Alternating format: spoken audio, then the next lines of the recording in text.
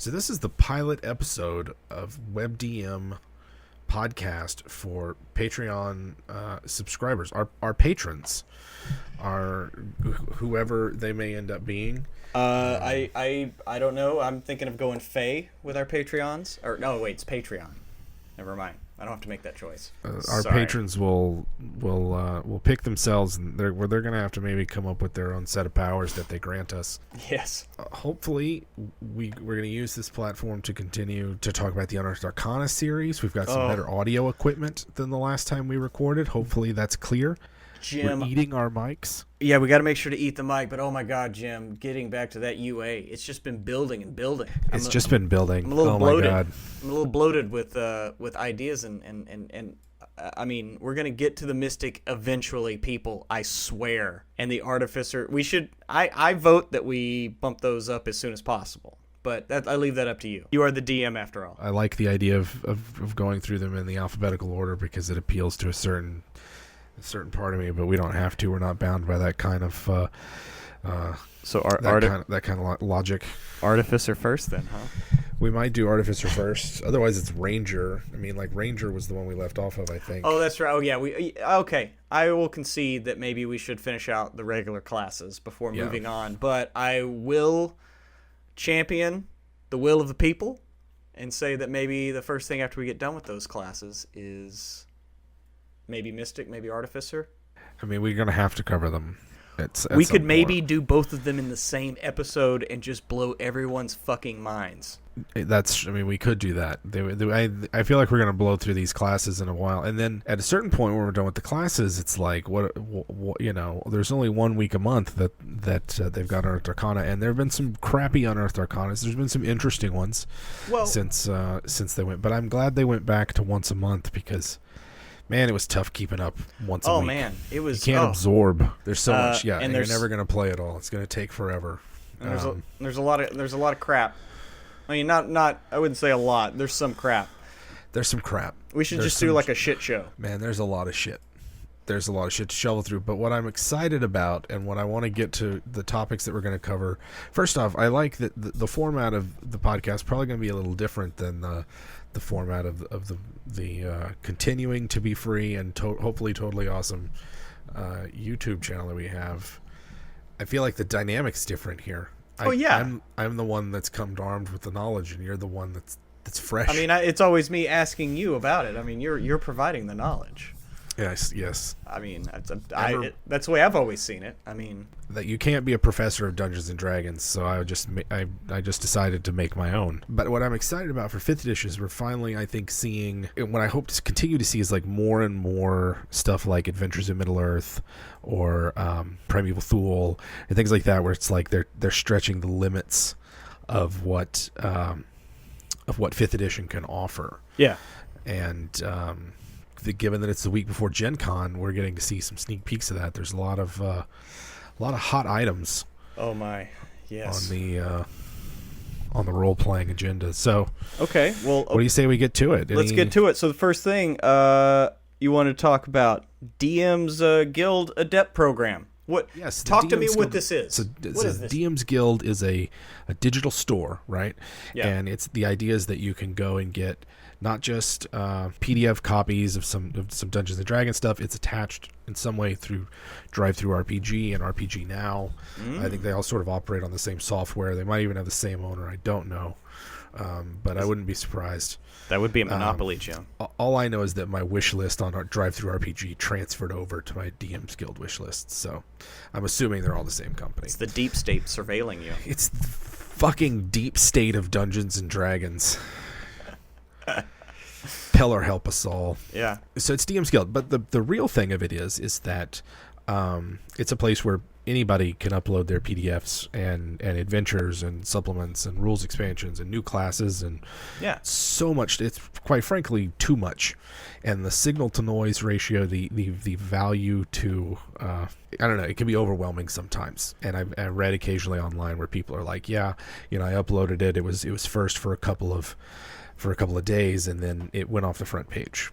Right. And so it can be difficult to find stuff on there. So they've started this Adepts program where they're like drawing on people who've uploaded to DM's Guild and saying like, all right, it's our chance to sort of feature these top 10 or 10 creators, feature their stuff, and sort of try to build this community around DM's Guild creators. And sort of foster. They're going to highlight them in the official Dungeons and Dragons podcasts, and then giving them early access to material because they're sort of a reward for creating and uploading stuff. And also, it gives them a bigger platform to sell what they're creating on DM's Guild. I mean, gives them a little bit more exposure. Right. And so, looking at the list here. We've got some names. Some of them I recognize from their work on Dungeons and Dragons Adventurers League stuff, and then others for their live streaming. So they've got Sean Merwin. I recognize his work from Dungeons and Dragons Adventurers League. There's a lot of acronyms that are very similar in D&D. DM's Guild, DNDAL. Anyway, and then of course Satine Phoenix and Rudy Rutenberg from Maze Arcana are on here. And so like the list is fairly, if you buy a lot of stuff on DM's Guild or you're sort of familiar with some of the products on offer, some of these names might be familiar. And what I'm really curious about, like I see where they're going with these first 10. Right, they're saying here are the big names. You know these people already. Right. You're familiar with them. Let's highlight them. Get some buzz going for the Adept program. What I'm really excited for is who they're going to pick, say, a year from now. They're kind of unclear how often the top 10 change. Whether like once you become an Adept, always an Adept, sort of like a club that you belong to, or what. But it's like, I'm curious, like a year from now, who are the people that they're going to pluck out of obscurity to highlight, because there's just some amazing DM out there who's writing a supplement that that only maybe 100 or so people have heard about. That's the kind of stuff that I'm excited to see. Is Jim Davis? It could be you. I've given it a lot of thought, and I just I don't know that I have it in me to write like a traditional adventure that would sell. A source book maybe, or just a book of ideas. That's something. So I don't know. I'm not putting it past there, but I don't know. We'll see. I think it's time for me to pull my head out of my ass and actually get to writing my Battle of the Bards. I mean, that could be a solid adventure idea. That's, you know what I mean? That's a small sandbox. It's copywritten. That's a problem. It could be. I guess we need to figure out how to do that. We have to develop code names for everything now. Yeah, like they do with movies, so nobody knows what we're actually talking about. No one knows what we're talking about. Have you been to DM's Guild? Do you use it or anything? I have before, just like looking around at like free homebrew like classes and stuff like that. Because I know everybody references Matt Mercer's Gunslinger. Yeah, and his Blood Hunter. Those are the two. I was trying to think of the other one. But yes, like I've gone over there to look at those. I kind of like the Gunslinger. Would like to talk about that one day. Yeah, it'd be pretty sweet to look at the Gunslinger and kind of review it. I'm vaguely familiar with the Blood Hunter. I made one like right when the class was first introduced and sort of made available. Yeah. But I don't really remember much about it. I'd have to go back and sort of look at everything. Seemed like it was fun. Oh yeah. We'll definitely do that in a future installment of this very podcast. Oh my God. But so you don't have, other than like one or two things, it's not like you visit there regularly. No, I'm a weirdo like that. I mean, I'm like you, Jim. We had to muddle through to try to figure out how to record this shit tonight. And so I'm a bit of a Luddite. So yeah, using all these extra resources, hey, they're there and they should be used, and I totally get that. It's just kind of the thing where it's just out of sight, out of mind. Yeah, I can see that. I really like DM's Guild. I visit there fairly regularly, maybe once a month or so, and just see what the new hotness is, or to be perfectly honest, the ones that are like, here's a free sample. Right. No, totally. And there's a lot of stuff on there that's either pay what you want, or free sample, but I like it. I've used it mostly for monster expansions and just buying like someone's compendium of like 20 monsters, and those have been pretty handy. But there have been plenty of times like that I've considered getting an adventure. I can't say that I've bought anything worth mention off DM's Guild, but like I said, I don't go there that often, and yet there's some people who love it and get stuff off there, and you know, I'm sure that there are DMs out there and creators who are putting stuff on DM's Guild that's just amazing, but I find it difficult to find what those things are or whether they're to my tastes. You know what I mean? I don't know. Hopefully this Adepts program will take off and they can do some, you know, get some other people in there and I don't know. Let the cream rise to the top. As they say. So that was the big, that was sort of like the one of two things that were big that I noticed this week for Dungeons and Dragons. Next one's going to be that D&D Beyond pricing. So D&D Beyond did release its sort of two things this week: pricing, and then its pronunciation guide. Oh my! This week. So I guess, you know, I'm sure our listeners, or our eventual listeners, or our future listeners, or whoever will know what D&D Beyond is. But it's sort of like as I understand it, it's digital campaign tools. Right. You can link to not just your characters, but you can link to monsters and link to adventures.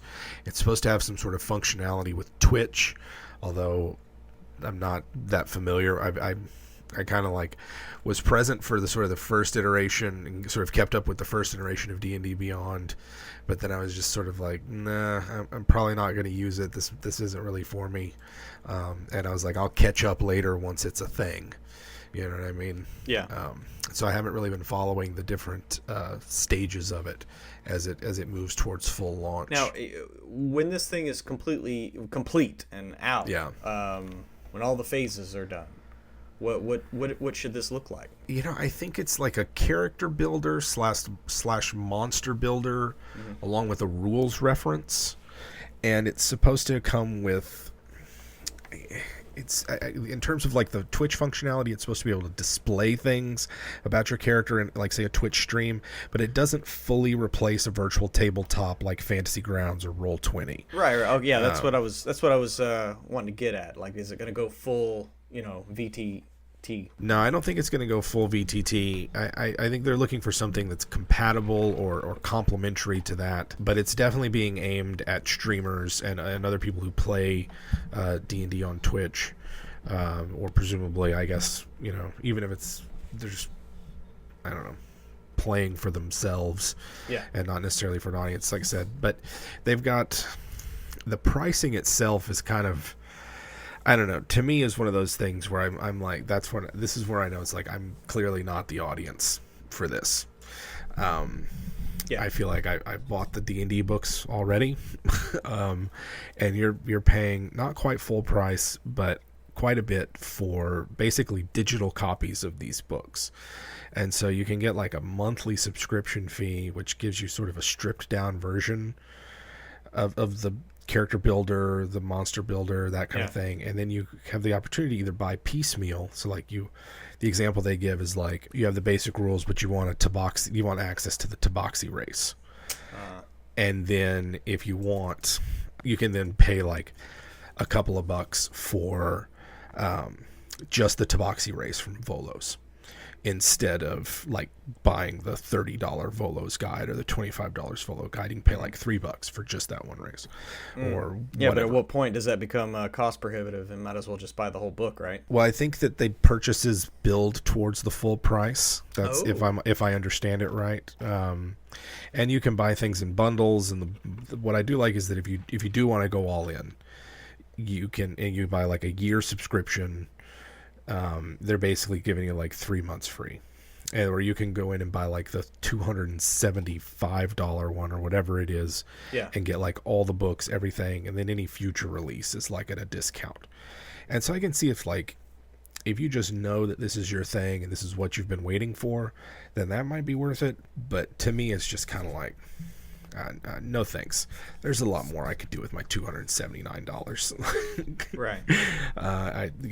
This just isn't for me.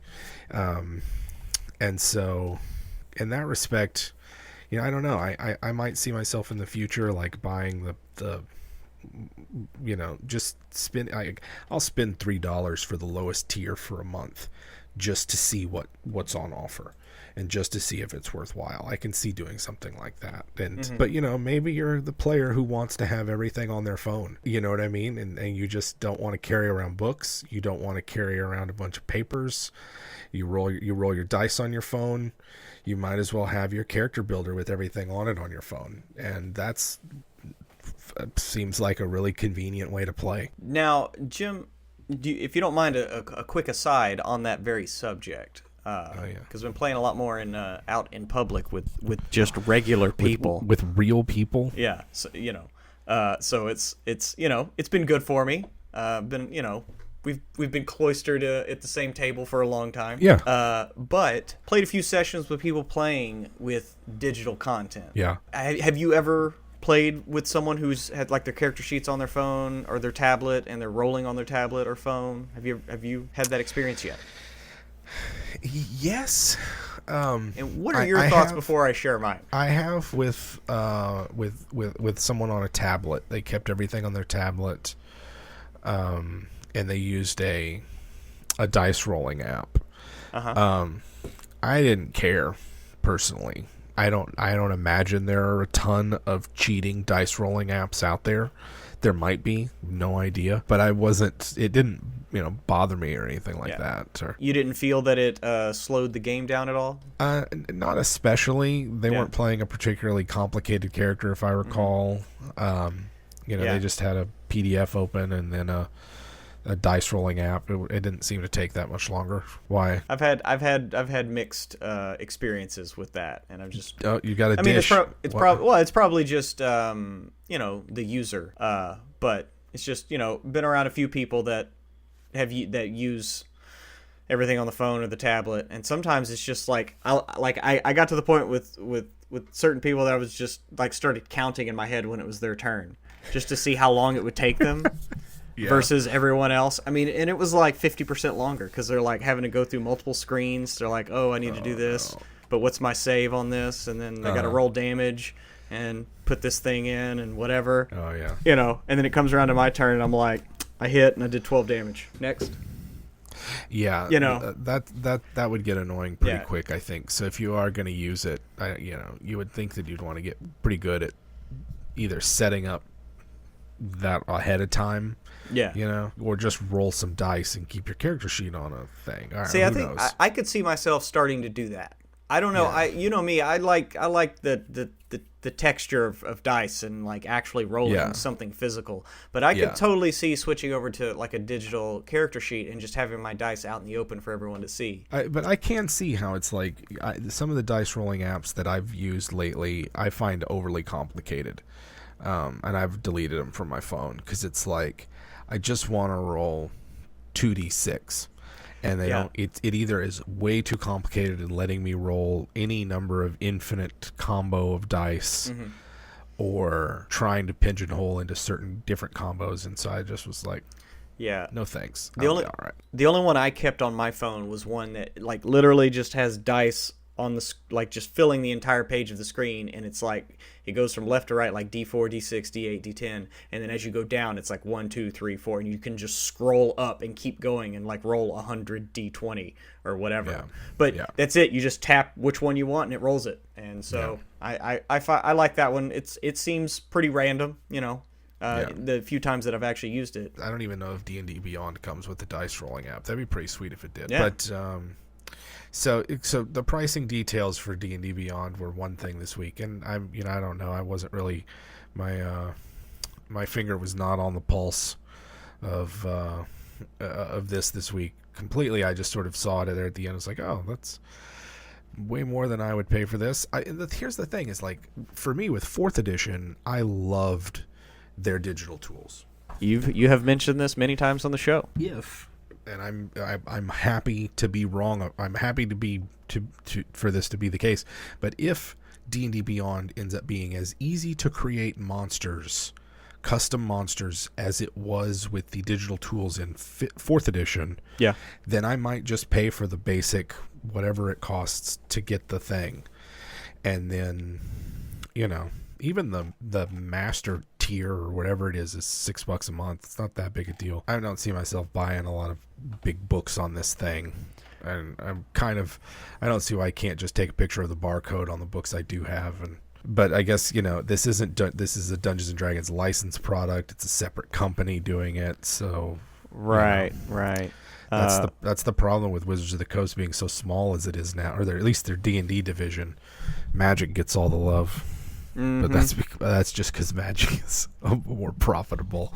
Well, it's easier to produce for Hasbro. Yeah, it's easier to produce, and people always want more Magic cards. I was just talking today about with somebody at work about Rick and Morty, and like there should be a Rick and Morty version of Magic the Gathering.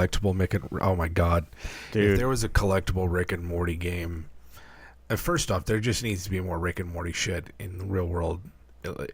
Period. They need to take what they did with like South Park and Stick of Truth and Fractured Butthole, and make a Rick and Morty game, like not necessarily in that style of like ripping off Final Fantasy sort of style, but just like what those games did to South Park. Rick and Morty needs its own game. Oh, totally. A lot more than the Facebook or the iPhone game, which while it is fun. The Pocket Mortys. Yeah, Pocket Mortys. Yeah. Morty, what are you doing? Speaking of, this is going to be a slight digression before we continue, but the third season of Rick and Morty is, oh my god, is so fucking cool. Yeah, that's what there needs to be. And what I don't understand why I can't go out and buy a Pickle Rick kit to turn any pickle I find into Pickle Rick, in the same way that Mr. Potato Head you can stick in potatoes and give him his joints and his rat. His rat. That needs to be made, and I hate pickles. I fucking hate pickles so much. But this might bring you around. I would bring me around to being in the same room as one without wanting to vomit. Maybe. Even with the smell. The fucking smell of a pickle is too much, and it sucks because oh my god, my Sam loves pickles. Oh, yeah. Jim, he's gonna love ketchup even more. Oh my god, he already loves pizza. Ketchup is gonna have to be Emma's detail. I'll take something else. You're gonna have to take shit detail for the rest of until he's can take care of himself. Yeah, until he can take care of himself. So I'm glad it's gonna make life easier for him if he likes tomatoes and pickles. It just is. His life's gonna be that much infinitesimally easier. I'm glad for him, but man, it's gonna suck. I'll just say this, Jim. I wish you the best. We'll see. I hope things work out for you there. We'll see. So you want to go ahead and let's get back to the D&D stuff. Oh, I was just gonna say one of these days, I think we'll have to have a podcast where we talk about the RPG possibilities of Rick and Morty. You mean the fact that they're infinite? That they're infinite. I don't want to digress too much right now. I'll put it on the list. Yeah. But we'll definitely do a podcast about R&M RPG. We're going to have to do a podcast about R&M. So let's get on to the pronunciation guide, because we kind of touched on it earlier. So there's a pronunciation feature with D&D Beyond, and it's sort of like... it's sort of the voice. I guess Matt Mercer and Marisha Ray are the two people that are doing the voice pronunciation. This is supposedly the official Dungeons and Dragons their house pronunciation, which I assume they must exist. Matt Mercer and Marisha Ray are doing the voice work on him, and so the deal is like in the monster, it's got this little feature, and it'll say the correct pronunciation of the word. I'm really of two minds about this. All right, let's hear one of them, and then we'll hear the other. All right, so the first mind I have is there are some complicated-ass D&D words. Yeah. That one vampiric psychic stingray, Ixacatlai, whatever. Yep. Sahagwan. The fish devils. Yeah, that's that. The shark people. Yeah, at the Monday game. That was featured heavily, and it was much debate. And classically drow. Like there's that classic Dragon article where they discuss how to pronounce drow, and some people are like dro. Like dro rhymes with bow, and I'm like, nah, drow rhymes with cow. Right. And what about tiefling? Tiefling is another. I didn't know. Someone said tiefling once, and it took me forever to realize. And it wasn't until I was watching I Hit It With My Axe, and one of them says tiefling, and I'm like, one of the players is like, it's a tiefling. This tiefling. I was like, what the fuck is a tiefling? It's like, what the fuck? It's a small TIE fighter. It's like a very small TIE fighter. It's just getting there. It took me like 2 or 3 minutes before I was like, oh, they mean tiefling. Tiefling, and then I of course go, well, maybe I'm wrong. Nope. You know. Nope. Who knows? No. That's the beauty of it, right? Because both of our pronunciations are right because they work for the group that they're in. You know. I guess. I mean, this is my thing. If you look at the etymology of the word tiefling, tief is a German word meaning of the deep. And ling is obviously meaning children of the deep. Is this where are you getting? No, this? Look it up.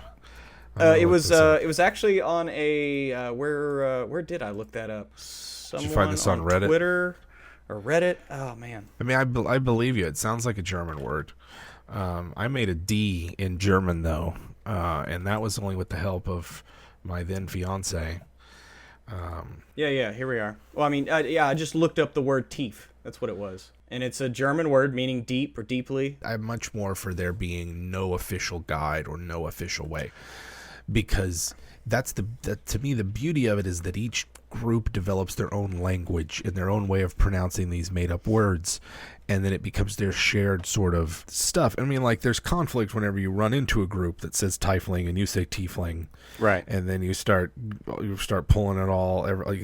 They probably have arguments for why they say it the way they do. And then the word wars start. And then you get into grammar Nazi shit, and it's just kind of like that escalated rather quickly. I would have to say that's probably the quickest invocation of Godwin's Law I think I've ever seen. I mean, I just listened to a really good podcast on Godwin's Law, and I'm not kidding. It was the My History Can Beat Up Your Politics podcast. And it was a really interesting episode on Godwin's Law. Their grammar Nazis are real. I used to be one for pay. It was kind of like I got to torture teenagers after school by being a private tutor and show up to their house and be like, I could force someone to write an essay. I'm going to need you to write an essay. I'm going to need you to write an essay on that. I'm going to need you to sit down and write me an essay about your feelings, Mr. 16-year-old. Oh, he doesn't even know what his feelings are at that age. He just knows he wants to play more Halo or Battlefield or whatever the fuck they were. It probably Call of Duty. Yeah, Call of Duty. Battlefield 1 or whatever it is, the World War I one? Yeah, the World War I. That's the only one I've wanted to play because it's World War I. There's not enough World War I shit around. So the pronunciation guide, I predict, will create more arguments because there will be people that have access to the pronunciation guide and insist it's the right way. Yeah. And then people that don't, who are just like, well, this is how the fuck I've said it since forever. Or what, that's how I would be. If someone tried to correct my pronunciation, like, I just feel like, shut the fuck up. Like, it's a made-up word. Even ones that are borrowed from other cultures and shit, they're so rinsed and sanitized from their cultural context that it doesn't matter what the name is. They're not, and so they've been D&D-ified and... Anyway, Jim, tell us how you feel. I feel that. I mean, this is just kind of how I feel. It's like I said, I have two minds. Right. On the one hand, curious to know what the official pronunciation is. Genuinely curious. There's a lot of weird words. On the other, that official pronunciation can go fuck itself. I just don't care at the end of the day. Well, I mean, once you have an official text on something, I mean, that's how, like, I don't want to get in a whole digression about religion and the fracturing thereof, but that's how that goes, right? I mean, yes. Once you codify something, I mean, once it becomes codified, then there's an argument to be made for prescriptive versus descriptive kinds of things, and I don't, maybe that's an argument for other people to make at another time, but I just feel like it's part of the fun of this game is figuring it out on your own. Not too much on their own, Jim. They need us. I guess. I mean, they at least take enjoyment out of watching us. But the truth of the matter is that, I mean, we hope that you keep watching, but you don't really need to. It will be nice to have at least some. I don't know. I don't want to say common ground because that would imply that some people will give up the way they pronounce words. But I'm with you. I really want to see it. I just, I want to see it. I'll use it, and I'm curious, but, I like I said, I probably will check out D&D Beyond in, say, a year or something, just because I want it to get established. What are people using it for? How are they integrating it into their home games? Just to kind of see. I don't feel like being on the bleeding edge of this, mostly because it all just starts to feel like a lot of work keeping up with it. Well, and also you want to make sure the bugs, at least a lot of the bugs, get worked out, because anything has bugs when it first launches, right? Oh, that's very true. There's undoubtedly will be some kind of bug or something. So yeah, that's D&D Beyond. Well, please sponsor our show, D&D Beyond. I would not turn that down. They also have some other stuff coming out pretty soon. They got some adventures, right? They've got some adventures. There's some other stuff coming out for Dungeons and Dragons. There's like the Critical Role, the Tal Dorai, I believe is the name of the setting, is coming out. There was I think a Kickstarter for it maybe. Like I said, setting books are one of those things that I just, even in the height of 3rd edition, I wasn't much for setting books. There were a few really innovative settings like Midnight and some of the they were called, I think, Red Line. They were really thin 3rd edition books. It was like, here's everything you need to do to play Mad Max in 3rd edition. Here's everything you need to do to play Transformers in 3rd edition, or some shit like that. G.I. Joe and 3rd. They were really thin books, and they just sort of took that. I liked those. Well, if you play G.I. Joe in 3rd edition, like, nobody would ever die. You would never need to raise anybody. I mean, Spycraft was the 3rd edition game for G.I. Joe, and it was fucking thick. It was like a 400, 500 page book. The real tragedy to me, and tragedy is the appropriate word here, they should put up a fucking memorial for it, is the fact that there was a book release called Fantasy Craft right at after 3rd edition had been in that weird period where there was no more 3rd edition, but 4th edition wasn't out yet. Do you remember that? They released Fantasy Craft, and Fantasy Craft to me is one of those like love songs to 3rd edition. It's like, it's fully customizable and modular, and like you build everything from pieces over here, and there's fucking hundreds of feats, and it seemed like just a beautiful mess.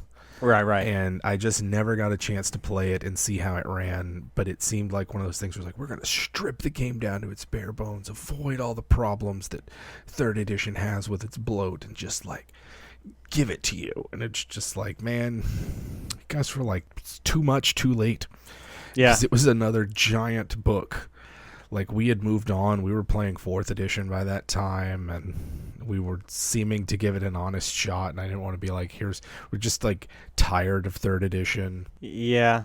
But by the end there, it was a weird time. I think wasn't that though when we were starting to branch out and play more like Exalted and other games?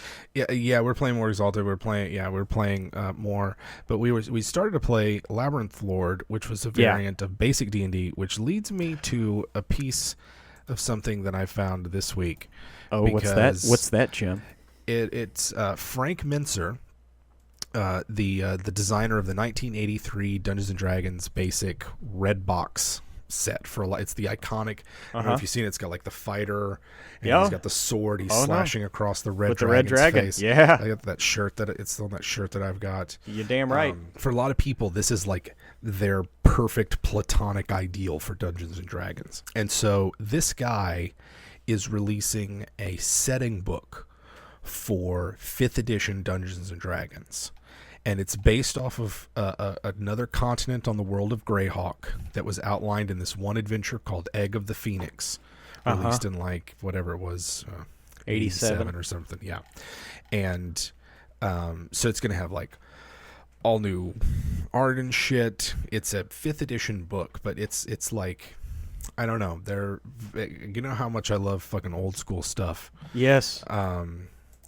And I'm really excited about it. Apparently the Kickstarter is going to be announced sometime after Gen Con. It's a companion just to Greyhawk, and I'm sort of just super excited about it. It's the kind of thing that, like, the longer that 5th edition goes on and the more mature it gets, the base game of it I'm still kind of lukewarm on, but I get really excited about shit like this because you get to see how modular 5th edition really is. Yeah, super excited for this. Definitely want to be backing this one on Kickstarter when it does come out.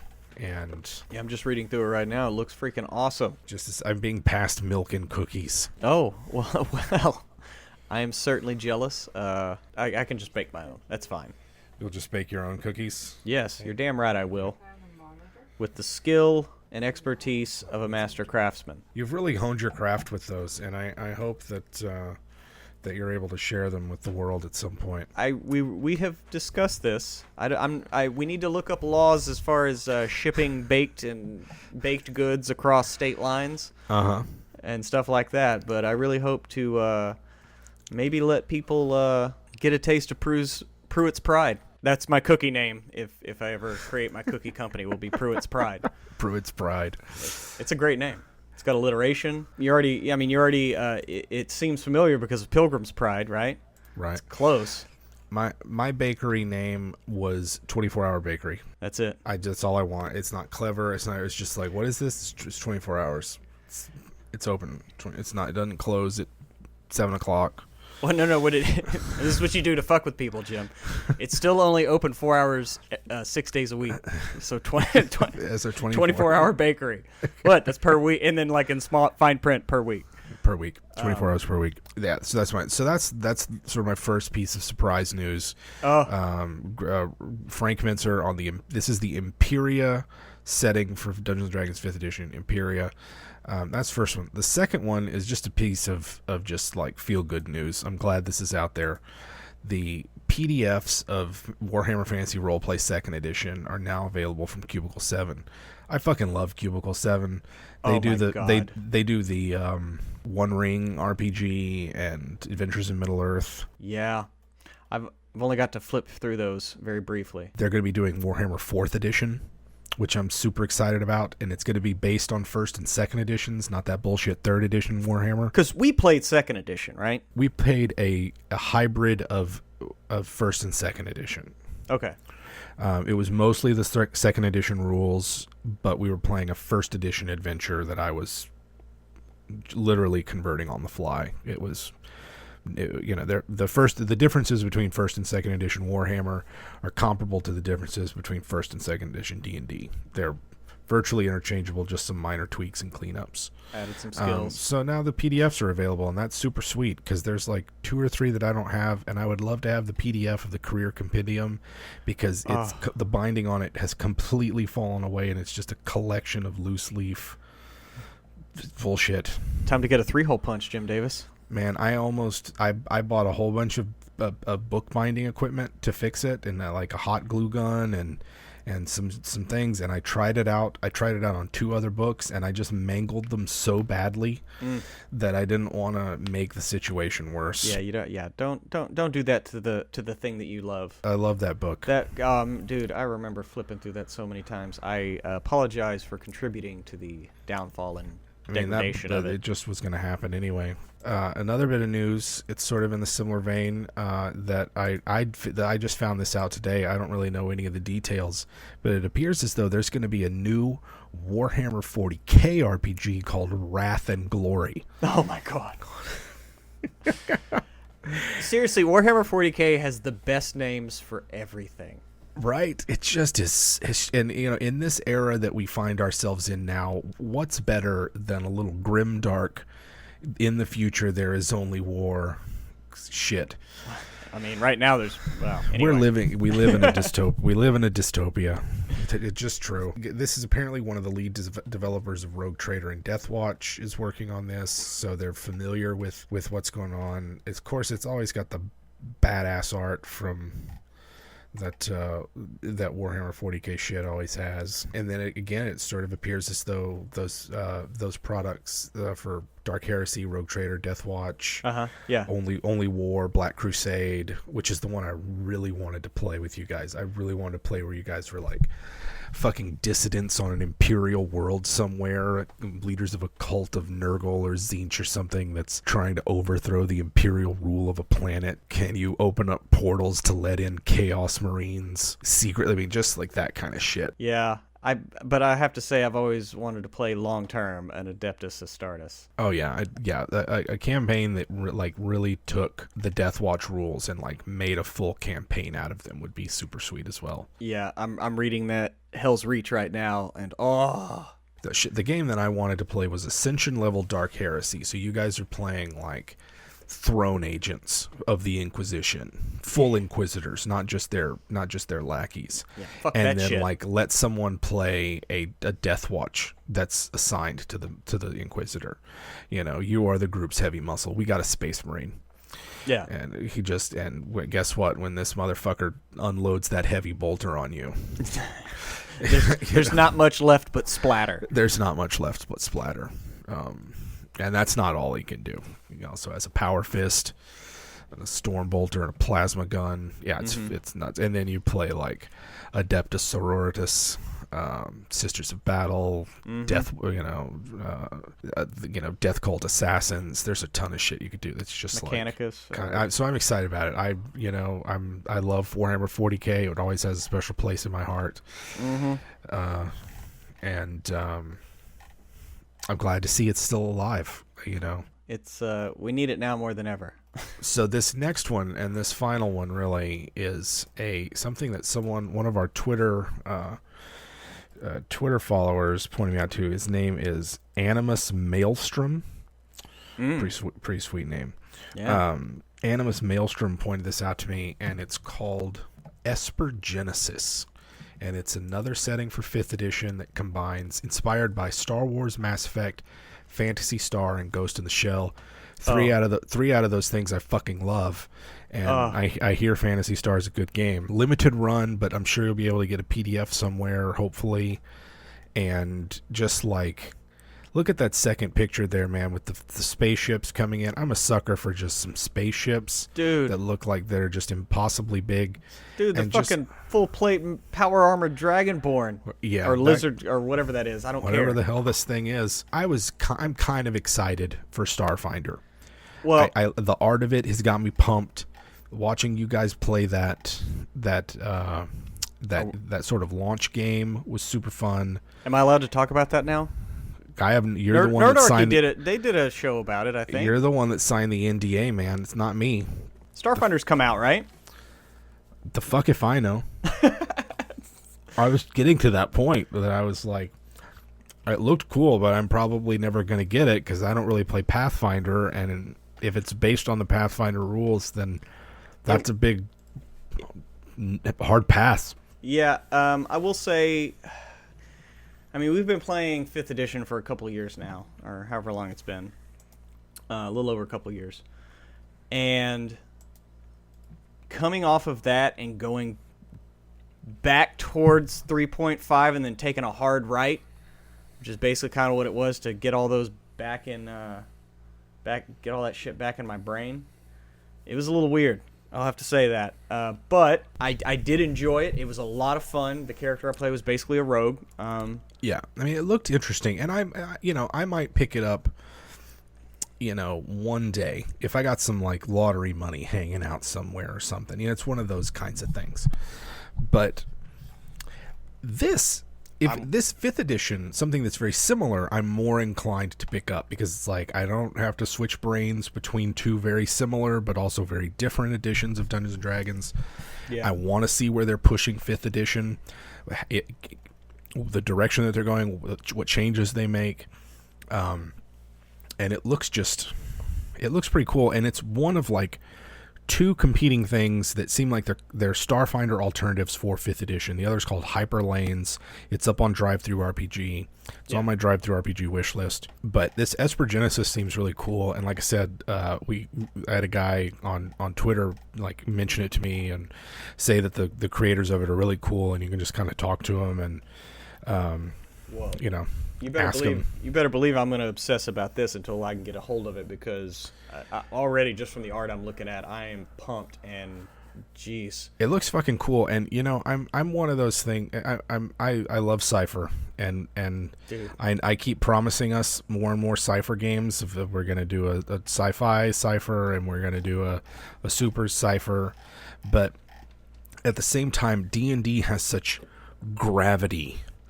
And such that the pull of Dungeons and Dragons is difficult to resist. Yeah, it's kind of like Hotel California for role playing games. It really is, and no matter how often I go away from it, I come back to Dungeons and Dragons, and so having a sci-fi alternative might make me more inclined, because now I mean, you know, same rules, same mindset kind of thing. Oh, hey man, I am on fucking board. I will captain this ship, man. There's a Mass Effect game I've got inside me, and I never finished Andromeda. Yeah. I didn't hate it as much as some people did. A lot of people really seemed to. A lot of people hated it. I think is undeserved. Although the graphical glitches were shitty, but post patch it was fine. Yeah. I read a bunch of stuff about the development of it, and it seemed like it was doomed from the start, and so it sucks, but I would happily rehash and reuse some of those concepts in a home game. And if Esper Genesis can deliver me a Mass Effect experience, then okay, I'll give it a shot. That seems fucking cool. No, dude, I was sold on that first picture, man. A handful of power, and she's got her pistol in her hand. I mean, come on, that's probably a warlock, maybe some kind of sorcerer. Something. What's so difficult here? If you want to talk about like a sorcerer in this setting, that pistol is basically an arcane focus for them to shoot their cantrips. I don't know. I mean, that's one way to do it. Or you just do straight up guns. I mean, you know, hell, what's the difference between a gun and a hand crossbow? Just technology. That's it. Same concept. Yeah, same rules. Same rules are there behind it. Yeah. So I'm curious. I really want to know what it's like. Hopefully after Gen Con, it looks like they've got some panels going on there. Mm-hmm. We'll get some more information about it, but and possibly some people who actually played it posting online and giving their experiences of it. So I'll be keeping an eye out for that one. It looks, like I said, it looks fucking cool. Yeah, God, I'm gonna obsess about this forever now. What else we got? Oh, another adventure coming out soon. Tomb of Annihilation. Yes, the Tomb of Annihilation is coming out. I don't know much about it. I haven't been following it after Yawning Portal. It's a very appropriate name for me. Mm-hmm. I wasn't really keeping track of what's going on. So I wasn't really paying attention. But the premise is like there's some sort of disease or curse afflicting people who've been resurrected and brought back from the dead. And that's kind of a cool idea. I like that idea. It takes place in Chult. I like the jungles and the dinosaurs, and it always reminds of Chult. I always have Cody. It will always have a special place in my gaming mythology for me. Yes, sorry, Cody. I don't know if you're ever going to hear this, but it's got dinosaurs in it. Because we played that second edition game set in Chult, I'm always gonna be like, yeah, I'll visit Chult. Steaming jungles and D&D seem like they go together like peanut butter and chocolate. It was so much fun. Yeah, you had your red wizard, right? That's the one time you played. Yeah. Like maybe that one time I was that player that completely ruined a pre-generated character for a DM. Is that what you're talking about? Yes, that one time. Yeah. My dual specialist Machiavelli. That was a evoker abjurer. Yeah. Yeah, it was a badass fucking character. I mean, pretty limited spell selection, but he was a war wizard, and he destroyed a lot of things. Before he got, eaten by a T-Rex? He got eaten by, it was a big dinosaur. I know that. It was bad. But didn't most of the party die? All but my druid, Orion Brooks, died. And we were playing 2 PCs each, if you'll remember. Oh. And there were like 5 of us playing that game. Yeah, I can't remember who my secondary was. But I don't remember my secondary either. I think it might have been like a thief or something, a halfling. But Orion Brooks was druid, and I convinced the DM to let me change into dinosaurs. because I was like, they're natural animals. I live in the fucking jungle. Can I not turn into a dinosaur? And when everybody else was being eaten by a T-Rex, I turned into a squirrel and ran out of there.